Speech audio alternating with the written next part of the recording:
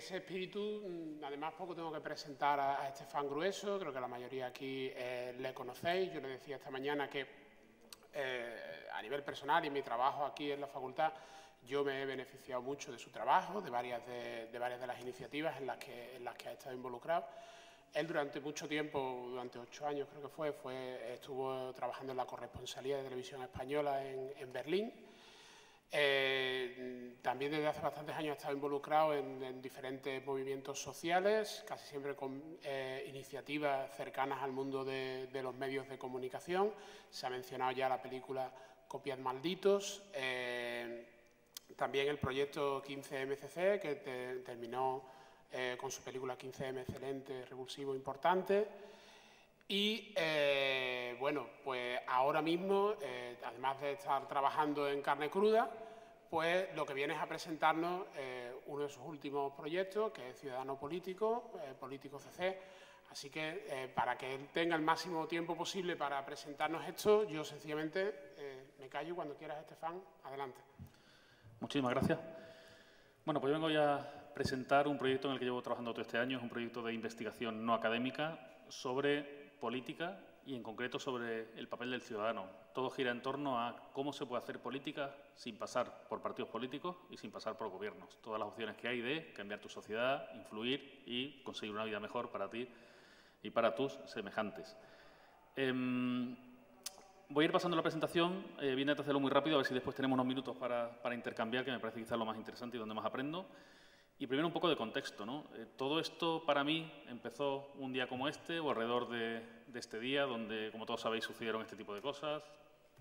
La gente salió a la calle, empezamos a hablar, un empoderamiento de las personas que de repente decidimos que podíamos participar en el mundo que nos rodeaba, ¿no? Y participar de una forma más extensa y distinta a la que hasta ahora se nos había sugerido, que consistía en elegir un representante cada 4 años y callarte el resto del tiempo hasta volver a elegir un representante a los 4 años, ¿no?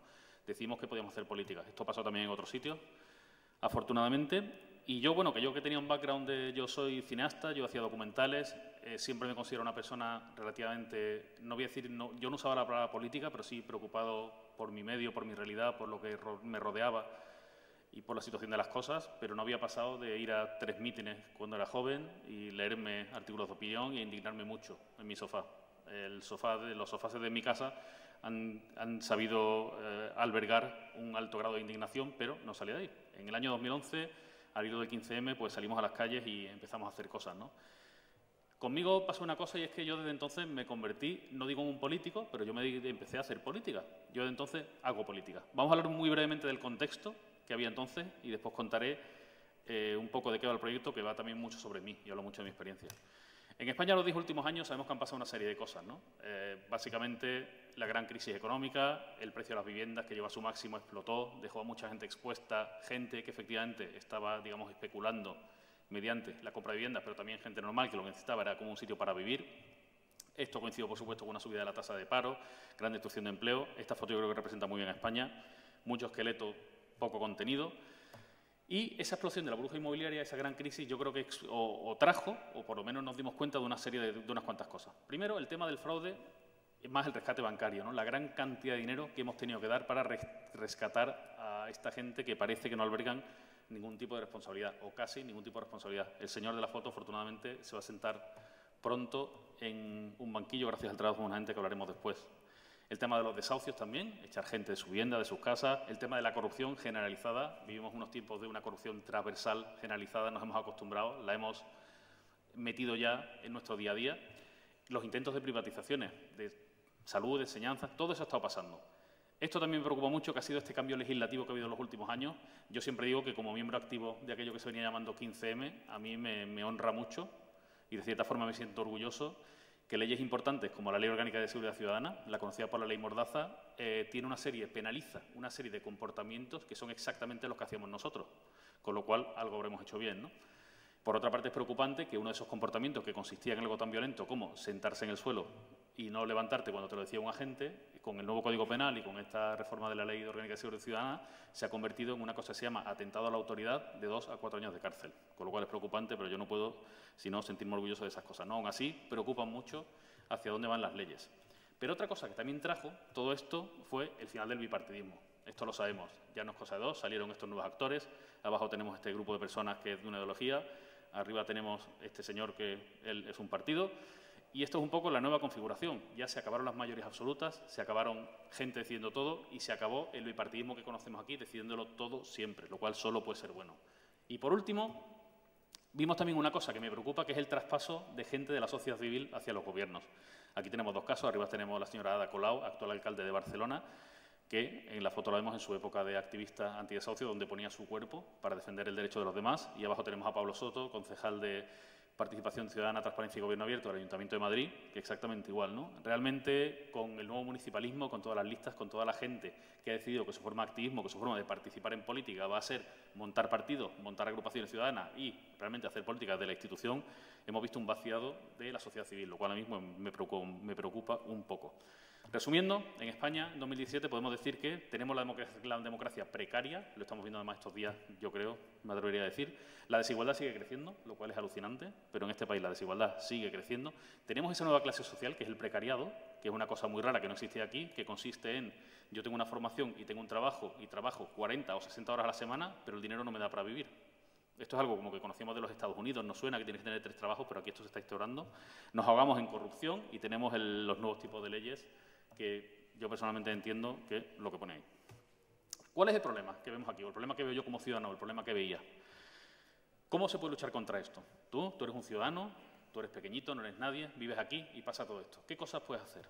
Bueno, el principal problema es este, ¿no? Insisto, ¿estás o realmente te sientes solo? Piensas que no eres nadie, piensas que nada va a cambiar nunca, que los otros que vengan son peores, me quedo con los míos que me roben, decía Javier de la Cueva, que siempre ha sido así, nunca va a cambiar nada. Y sobre todo eso, ¿no? Yo no soy nadie o estoy solo, ¿qué puedo hacer yo?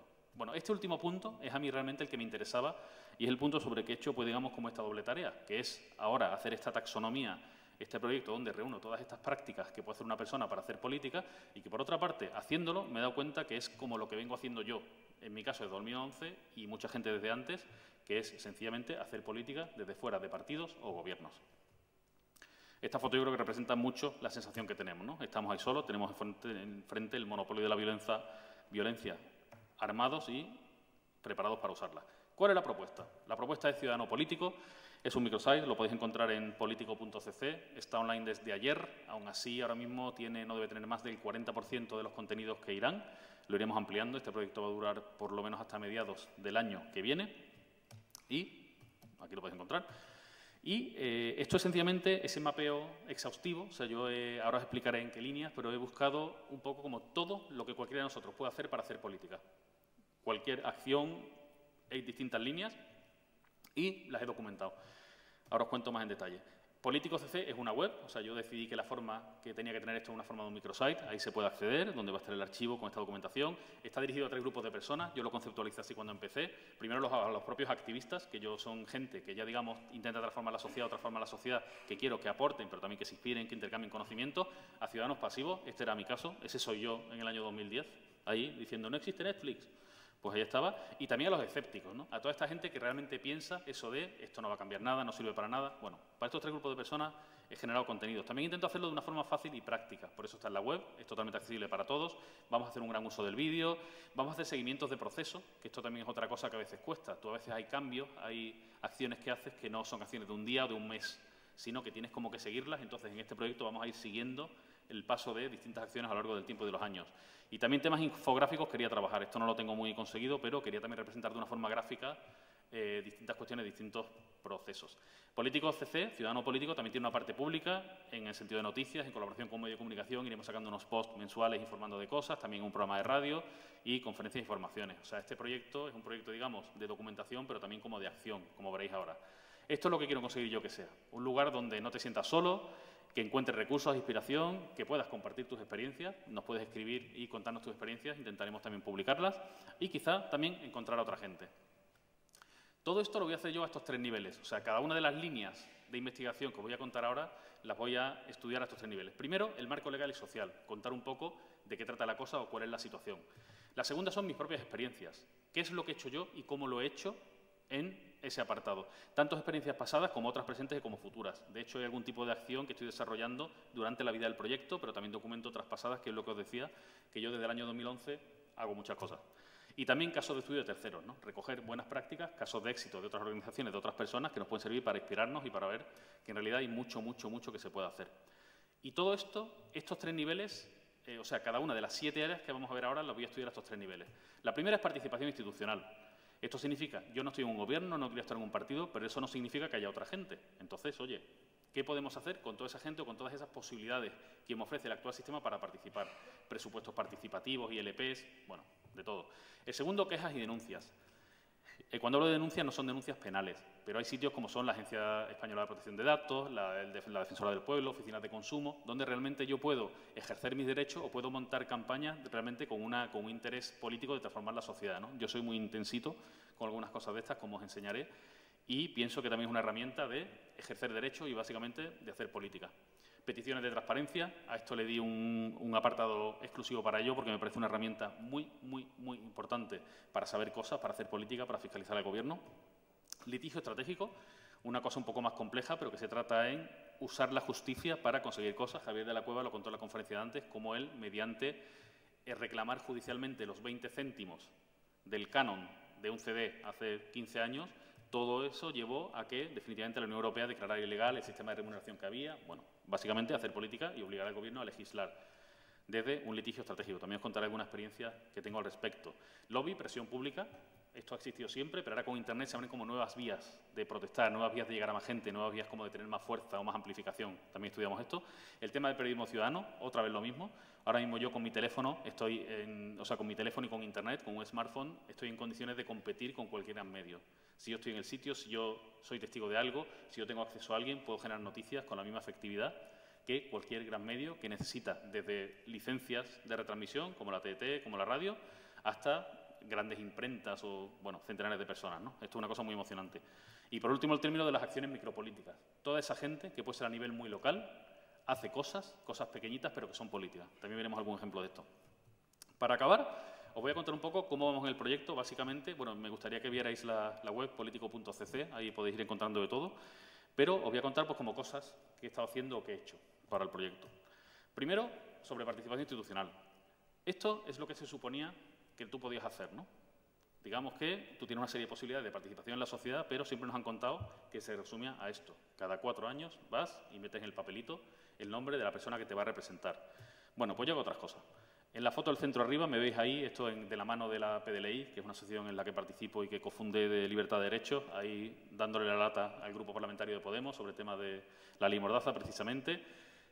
Al lado, a vuestro lado derecho, es un símbolo de la Fundación de Podemos, donde yo, la verdad que no sé muy bien cómo acabé allí, pero acabamos como medio chantajeando a una lista realmente y legislando sobre, o sea, metiendo unas enmiendas en los documentos políticos de Podemos. Con lo cual, amigos, yo he participado en la Fundación de Podemos.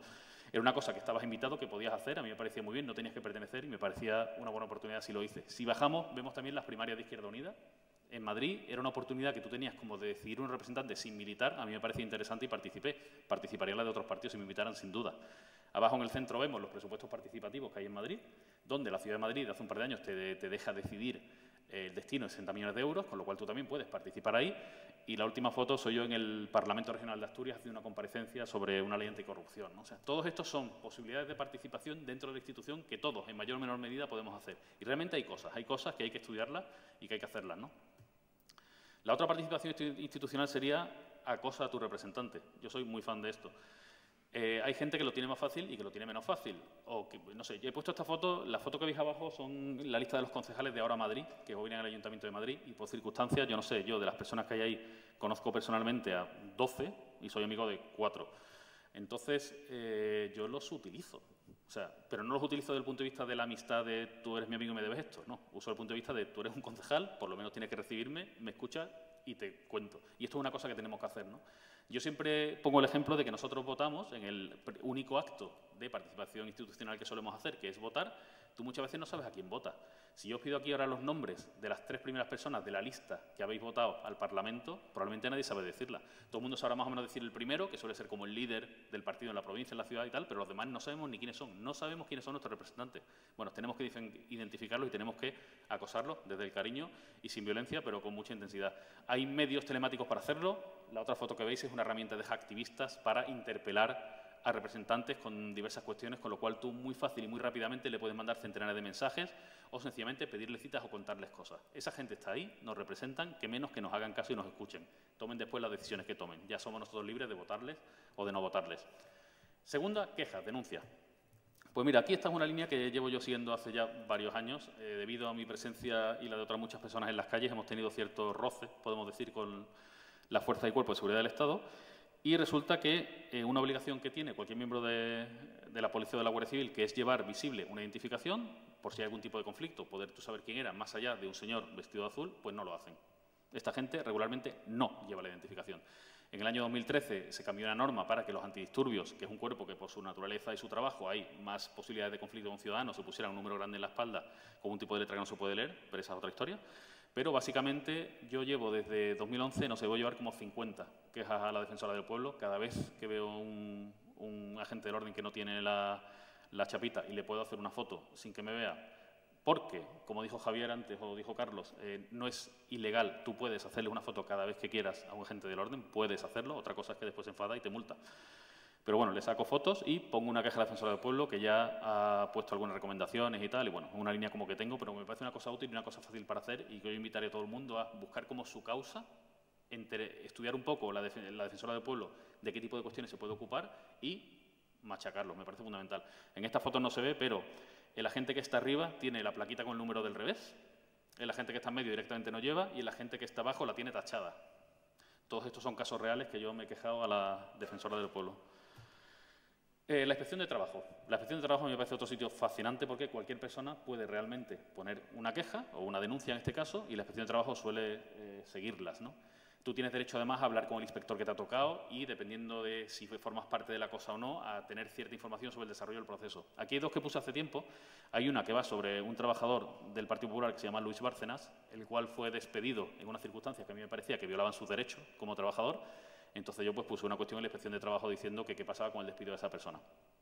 Esta cuestión fue un poco compleja porque al estar la cosa en un proceso judicial me la congelaron, la puse 2 o 3 veces. Yo creo que sigue ahí y en algún momento espero que la inspección de trabajo pueda aclararme si eso es una infracción laboral o no. El de la derecha fue otra que puse, por ejemplo, un caso que hubo de un agente de la Guardia Civil de, creo, Salamanca, que como los chalecos antibalas que le daban no tenían forma de mujer, ella se ponía uno que era muy grande y decía que le molestaba a la hora de sacar el arma o para sus actuaciones, que son realmente peligrosas, ¿no? Entonces ella se compró un chaleco. Entonces la sancionaron y tal, e incluso le pidieron pena de cárcel. Entonces a mí me pareció, bueno, que esta señora es una trabajadora, hay una cosa que se llaman los EPIs, los equipos de protección individual, la ley dice muy claramente que tú tienes que tener unos EPIs adecuados a tu trabajo y esta señora no lo tenía. Puso una queja en la inspección de trabajo, en este caso me contestaron que las fuerzas y cuerpos de seguridad del Estado tienen su propia inspección, que es una inspección propia, que es algo muy cómodo, con lo cual no correspondía. Para este proyecto he hecho una serie de denuncias también sobre esto de los stagers, que no sé si sabéis lo que es, pero hace poco tuvo bastante prensa, y son las condiciones laborales de la gente que está aprendiendo en los restaurantes estos de estrellas Michelin. Resulta que los restaurantes de estrella Michelin tienen cada uno un número de personas que no son becarios, pero tampoco son trabajadores, y son gente pues, que se pasa 20 horas trabajando sin cobrar nada o cobrando una mierda en unas condiciones realmente preocupantes, y a mí me parecía interesante. Me enfadó mucho algunas explicaciones que dieron algunos restauradores o algunos empresarios, ¿no? De ellos vienen aquí a aprender, es una oportunidad. Bueno, yo entiendo que es posible que se violen los derechos laborales de esa gente, entonces puse un par de cuestiones en la inspección de trabajo que las estoy siguiendo y ya veremos qué es lo que dicen. El tercero sería, por ejemplo, la FAPE. La FAPE es la Federación de Asociaciones de la Prensa de España y tiene una cosa que se llama el Comité de Deontología, que se encarga de vigilar pues que la prensa no mienta. O, bueno, tienen una serie de reglas y determinan, si tú te quejas, pueden determinar si hay un incumplimiento de las reglas que tienen. Aproveché aquí la invitación de la señora González, que es la presidenta de la FAPE, que me hizo un retweet diciendo que podemos quejarnos y tal, pero en la FAPE hay un gran problema realmente, y es que ellos, de una forma totalmente arbitraria, tienen que considerar si tú estás legitimado o no para protestar. Entonces, no sé, si tú eres una persona y la prensa hace algo sobre ti que tú consideras que no te gusta o es falso, tú puedes ir a ellos como afectado, pero si no deciden. En este caso, el proyecto que hice, me he quejado varias veces anteriormente, con distinto éxito, y para el proyecto lo que he hecho ha sido, yo me quedé muy escandalizado el día del atentado de Barcelona. Estáis leyendo estas declaraciones del presidente de la Generalitat, que independientemente de lo que opinemos de él y de muchas cosas, realmente es que no dijo eso. O sea, ese señor no dijo eso, dijo lo contrario. Y en la pieza esta que distribuía El Mundo, la grabación decía una cosa, pero el titular era otra. Y eso de repente voló mucho y además se avisó a los medios del error, los medios no corregían, no borraban los tweets. Bueno, a mí me pareció realmente escandaloso, ¿no? Como en un contexto así, en el momento que estábamos, se podía permitir algo así. Bueno, me quejé a la FAPE, os puedo adelantar que ya han dicho que yo no estoy legitimado Ellos tienen una excepción que es tratar algunos temas de este tipo que se le plantean cuando la persona no está legitimada, si entienden que el tema atiende al interés general, pero por lo visto el hecho de que 20 minutos tras un atentado, distintos medios de comunicación tergiversen las palabras de un presidente de la comunidad en esta forma, no pertenecen al interés general. Pero bueno, yo seguiré protestando porque soy muy cansino. Peticiones de transparencia. Bueno, esto fue, la Ley 19 de 2013, esto para mí fue magnífica. Os voy a poner aquí una foto en exclusiva mía del día que se aprobó la ley.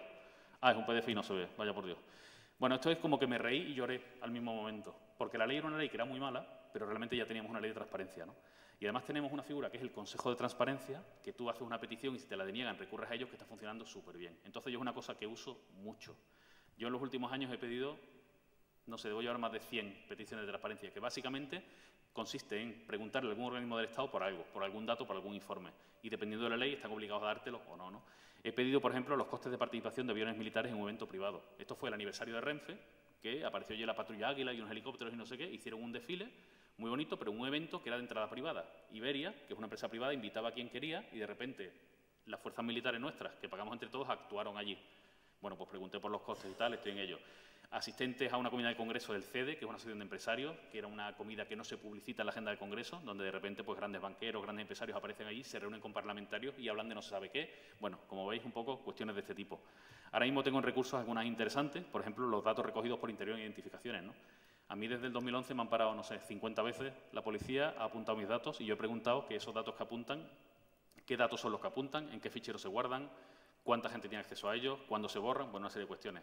Las actas de los consejos de administración, por ejemplo. En Madrid tenemos una empresa que es el Canal de Isabel II, una empresa pública, que ya prácticamente pronto va a ser verdad judicial, pero es verdad manifiesta, que era un nido de corrupción, y yo pedí una serie de actas del Consejo que hablaban de compras de empresas y tal. En este caso me contestaron que hay una excepción a la Ley de Transparencia que dice que si en ese Consejo se trata de un tema estratégico empresarial, no te dan la acta.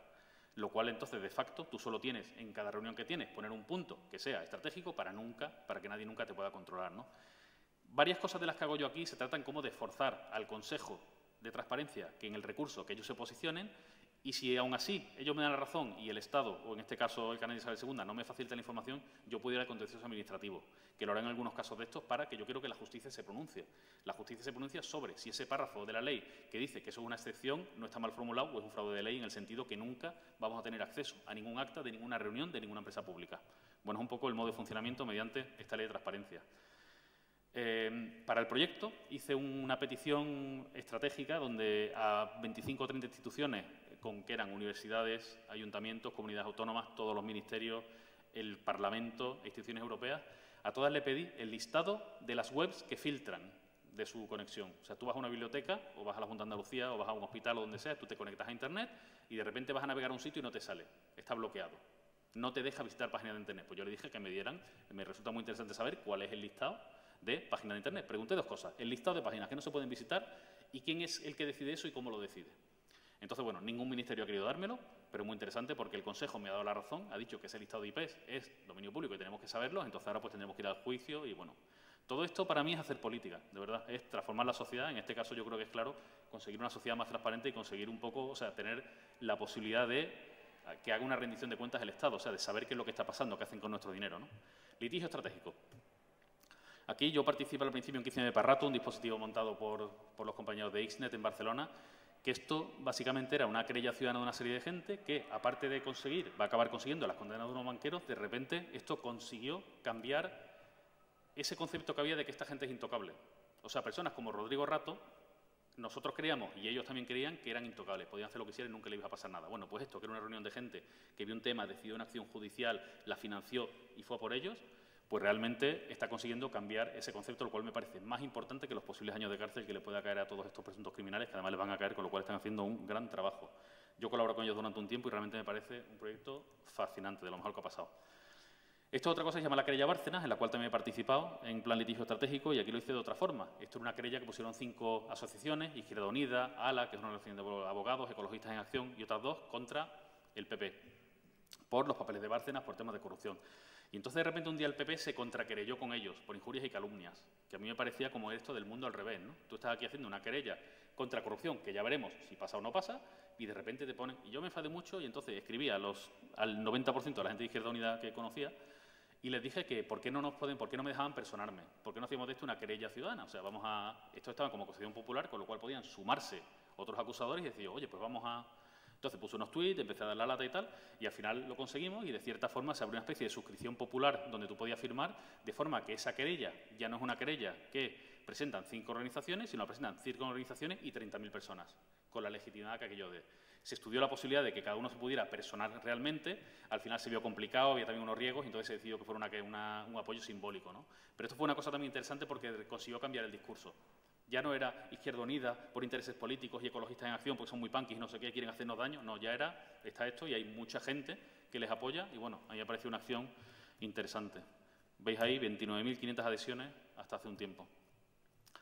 Y este tema es lo que me tiene más feliz últimamente, que esto fue una investigación en la que participé también, que consistía en una cosa que todos sabemos, y es el hecho de que lo que se está haciendo en las fronteras es totalmente ilegal y de las devoluciones en caliente que se están haciendo son ilegales, necesitamos que fuera verdad judicial. Estudiamos el caso, buscamos a 2 personas que habían devuelto y nos fuimos al Tribunal Europeo de Derechos Humanos y la semana pasada, o hace 2 semanas, sacó la sentencia donde dice que tenemos razón. Y ahora, oficialmente, las devoluciones en caliente vulneran los derechos humanos y son ilegales. El Gobierno está obligado a cambiar legislaciones, entre ellas la Ley Orgánica de Seguridad Ciudadana, la Ley Mordaza, lo cual realmente me parece interesante. Todas estas acciones de litigio estratégico se basan en buscar un problema, buscar una situación, buscar unos representados eventualmente y atacar para cambiar un sistema. Y como veis en estos 3 casos, por lo menos en 2 de ellos, 15M para rato y este último, realmente están o se van a conseguir cambiar algunas cosas, ¿no? Todo esto es hacer política y todo esto son cosas que hago yo junto con otra mucha gente o alguna hago yo solo y que todos podemos hacer. Y probablemente en el proyecto debe haber muchas cosas que yo no sé, pero también se pueden hacer para hacer política, para tener una vida mejor y más digna, ¿no? Lobby, presión pública. Esto es usar Internet para incordiar. Aquí 2 detallitos. Esto es un proyecto que se me ocurrió una noche, que fue cuando salió la noticia aquella de... El Banco de España da por perdido 60.613 millones de euros del rescate bancario. Y yo pensaba, digo, ¿cuántos serán 60.613 millones de euros? O sea, es la típica cantidad que no sabes. Entonces digo, esto, bueno, normalmente la prensa lo contaría como en campos de fútbol. ¿Estos cuántos campos de fútbol son? Y entonces hice una especie de microweb y durante unos días una campaña donde me dedicaba a comparar esos 60.000 millones con otros costes, como está viendo por ahí, ¿no? Con los 60.000 millones perdidos se puede pagar en España todos los tratamientos de cáncer durante 10 años y curar a todos los enfermos de hepatitis C. Eso es una cosa que de repente ya podemos verlo. No sabemos cuánto cuesta con un enfermo de cáncer, pero estamos diciendo, joder, ese dinero realmente es mucho dinero, fíjate lo que se podría arreglar con ese dinero que ha desaparecido, ¿no? Entonces, bueno, fue una acción mediante una serie de comparativas. Aquí hay otra que me gusta mucho y es que dice que con ese dinero se puede instalar una instalación de autoabastecimiento solar en una de cada 4 viviendas en España. O sea, el 25% de las casas podían tener unas placas solares para abastecerse, ¿no?, con ese dinero que se ha perdido. Bueno, me pareció interesante y es una cosa que tuvo relativo recorrido, se tuiteó mucho, se movía y de repente consiguió, yo creo que consiguió, y lo que buscaba yo con esto era que mucha gente, entre yo mismo, supiéramos darle el valor a esos 60.613 millones de euros que no sabemos qué es lo que son. Yo soy incapaz de verlo. Aquí un poco otra mini acción, un poco lo mismo. Este es un diputado que se llama Juan Carlos Girauta, de Ciudadanos, y es una persona que no dialoga mucho. Está en redes sociales, pero cuando tú le dices algo que no te gusta, inmediatamente te bloquea, que es una cosa que es legítima, pero a mí me parece interesante. A mí me bloqueó como sin decirle nada, me llamó la atención y digo, voy a preguntar a ver qué ha pasado. Y entonces, bueno, lancé una serie de hashtags, estuvo un par de días ahí en redes sociales, pero de repente fue muy interesante porque se juntaron cientos y cientos de personas bloqueadas con él, se abrió una discusión en torno al derecho o no derecho que tienen los representantes de bloquearnos usando sus redes sociales, bueno, una serie de cuestiones más o menos menores, pero que de repente se montó una discusión que a mí me parecía interesante y que hablaba mucho de esta nueva política, de la vieja política como esta, que estoy yo aquí hablando y yo lanzo el mensaje pero nadie me puede contestar. Bueno, cuestiones de este tipo fue interesante. Al día siguiente un par de medios digitales recogieron la acción y la amplificaron. Bueno, creo que funcionó bien. No son las cosas que tú puedes hacer con Internet.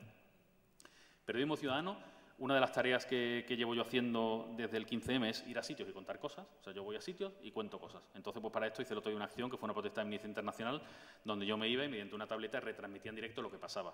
Entonces he hecho una serie de posts donde explico cómo lo hago, cómo no lo hago, cómo creo que hay que hacerlo. Bueno, el hecho de que todos nosotros somos medios de comunicación en potencia. Aquí otro ejemplo, esto es junto con más gente, pero esto es un programa de radio en el que yo participo, somos muy pequeñitos, es un programa de radio que estaba en la radio pública y la echaron de la radio pública por ser demasiado políticos, después se fueron a la radio privada más grande de este país y lo echaron de la radio privada más grande de este país por motivos políticos y ahora estamos en Internet y estamos esperando que nos echen de Internet. Mientras nos echan de Internet, pues hacemos cosas como irnos a cubrir el 1O a Barcelona, ¿no? Yo pongo este ejemplo que es emocionante porque realmente somos 5 o 6 personas. Nuestro programa de radio lo financian los suscriptores. Hay gente que paga para que nosotros existamos.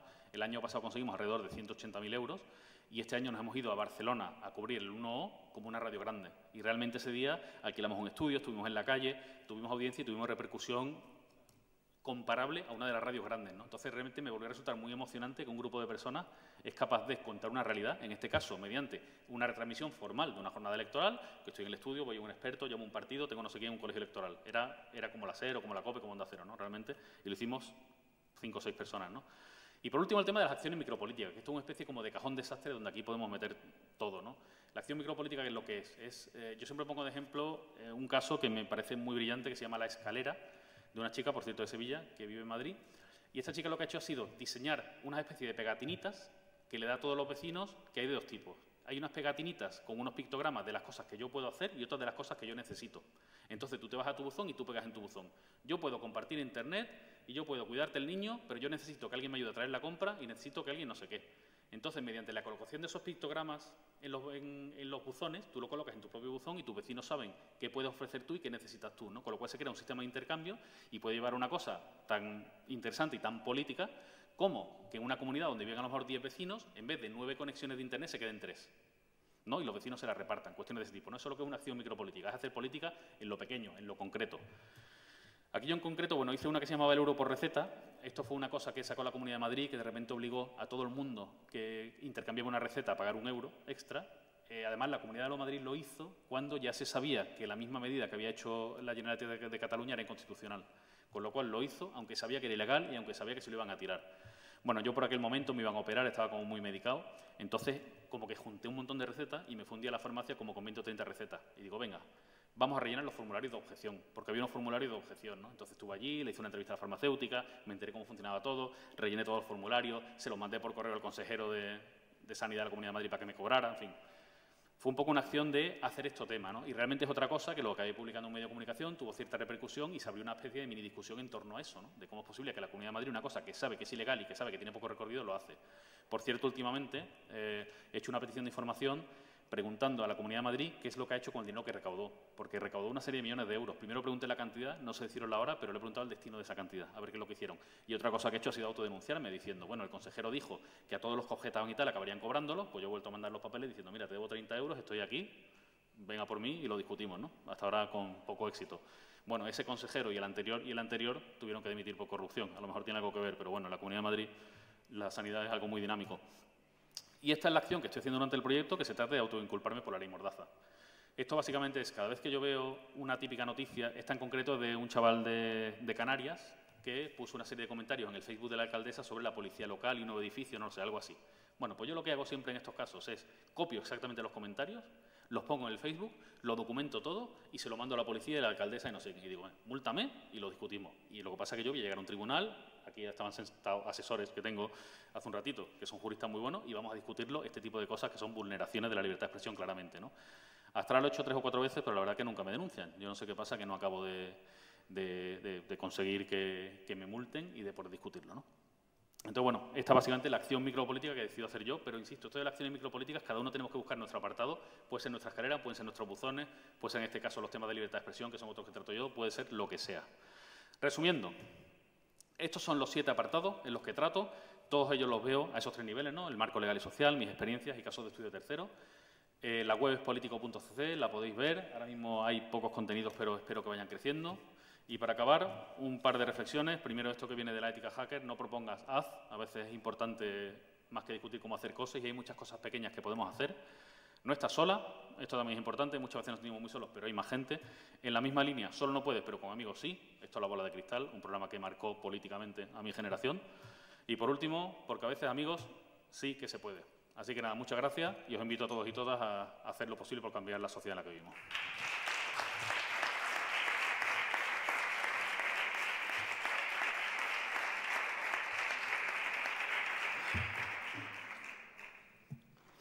Pregunta, yo creo que Estefan acelera para que pueda ser un diálogo, así que tenéis la voz.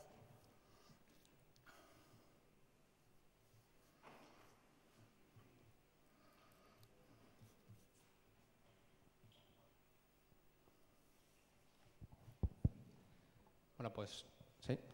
Muchas gracias por la intervención y también por el proyecto. Y simplemente una duda, has detallado como 7 ámbitos de actuación, que has hecho como un mapeo de diferentes acciones y demás y propuestas, pero me interesaría saber si también estás planteándote, porque dices que todavía queda por desarrollar varias cosas, un mapeo por territorios, con diferentes iniciativas relevantes a lo mejor que hayan surgido y que se hayan trabajado colectivamente en diferentes territorios. Bueno, en realidad lo que hago yo es un poco como lo que puedo. El mapeo por territorio no es así, no va a ser un mapeo por territorio. Sí estoy intentando, sobre todo en la parte de casos de estudio tercero, sacar iniciativas que no sean en Madrid.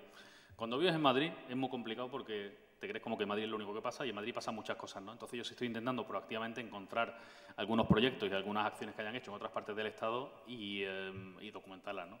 De hecho, aquí en Sevilla pues he hablado con alguna gente, voy a hacer un post y voy a hablar de un caso que me parece absolutamente brillante, no sé si lo conoceréis, que se llama FLO 6x8, que son unos activistas cuyo activismo consiste en vestirse de flamenco, o no vestirse de flamenco, pero irse a bailar a la caja de ahorros, se ponen a bailar flamenco, hacen una letra sobre la desigualdad, bailan y se van. Tú ves la cara de la gente y te das cuenta que eso ha sido importante, o sea, es una acción política mejor que 50.000 manifestaciones. Y de verdad que lo que hacen es eso, es cantar flamenco y bailar. Se tiran unas monedas, bailan en la caja de ahorro, bueno, cuestiones de ese tipo, ¿no? Aquí de Sevilla y de otras partes del Estado voy a intentar documentarlas porque realmente me parecen importantes. Pero te digo que es complicado porque en Madrid vivimos un micromundo con el nuevo gobierno que tenemos, con la policía, con no sé qué, y bueno, realmente sería importante conocer otras cosas. Yo, de hecho, invito a todo el mundo que tenga algo que aportar y que piense que tenga experiencias que no conozcamos o que no estén documentadas, que nos las manden e intentaremos, por supuesto, incluirlas, ¿no? Esto, mientras más, mejor.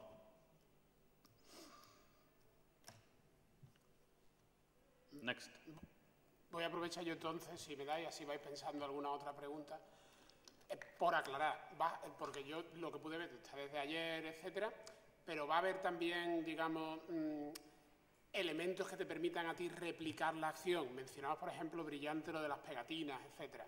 Genial que se pudieran descargar las pegatinas, si no hay problema directamente, para que yo en mi barrio las pueda. Es decir, va a ser recoger para que sepamos documentar el caso de estudio y al mismo tiempo la idea de también te facilitamos para que tú puedas replicar esta experiencia.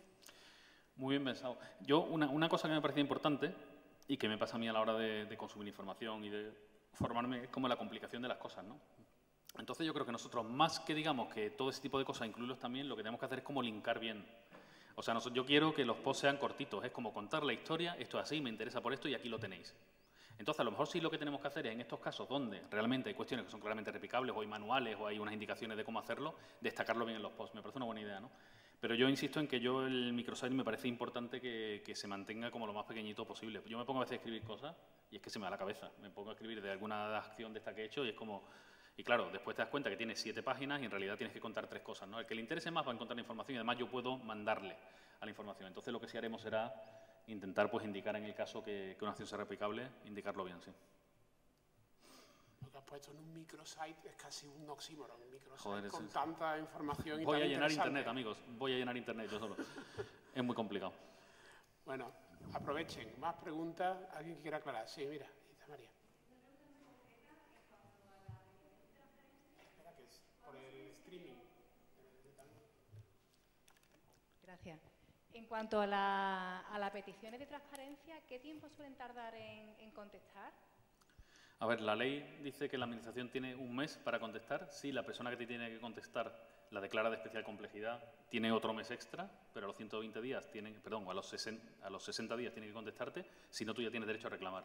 Una vez que tú reclamas ante el órgano competente, suele ser casi siempre el Consejo de Transparencia, o pueden ser otros, por ejemplo, en el caso del Congreso, es la propia mesa del Congreso, y ya varía. En el Consejo de Transparencia tienen 6 meses para ver esa reclamación, y a partir de ahí ya puedes pasar, bueno, lo puedes hacer antes, ¿no? Pero a partir de ahí ya lo normal es pasar a la acción judicial si tú crees que... Pero vamos, una cosa de transparencia, una cosa que es muy fácil, lo haces con la firma electrónica, lo haces en pocos minutos, y básicamente lo interesante es como encontrar el tema, ¿no? ¿Qué es lo que quiero saber yo? ¿Qué me interesa? Yo pedí cosas también como que, por ejemplo, en Madrid hay una cosa que se llama el Club de Campo de Madrid, que es como una especie de entidad público-privada súper rara, y salió una noticia que decía que el Club de Campo, a algunas personalidades, les entregaba un carnet para entrar gratis. Bueno, pues yo pedí la lista de esas personalidades, lo estoy peleando todavía, porque en la lista de esas personalidades, por ejemplo, estaban todos los directores de periódicos, o una serie de políticos y tal. Yo quería saber, pero porque si pagamos el Club de Campo, vamos a saber quiénes son las personas que entran gratis y después discutimos si está bien o está mal, ¿no? Ese tipo de cosas, ¿no? Tienes como que ver ese tipo de cosas y después ser muy constante. Es lo que hablaba antes de los procesos, ¿no? Esto es un rollo. Yo hay peticiones de estas que llevo más de un año. O sea, es que porque te contestan, no te contestan, tú no estás de acuerdo, protestas otra vez, no sé qué, vas a tener que acabar yendo a un juicio, si vas a un juicio ya se dilatará mucho más.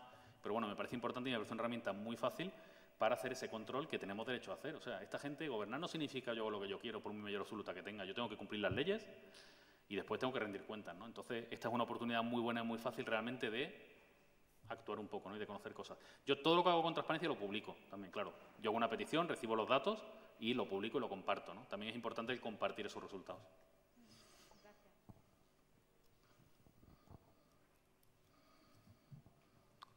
¿Alguna otra pregunta?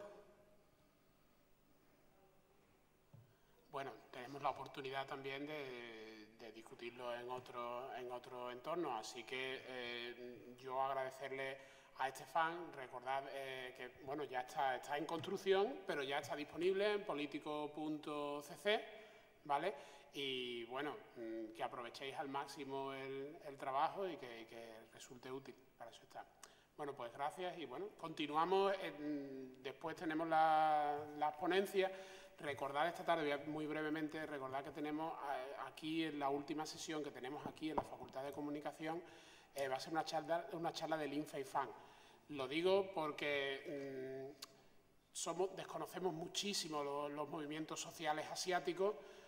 Para despertar interés solo haced un Google al INFEIFAN, ¿vale?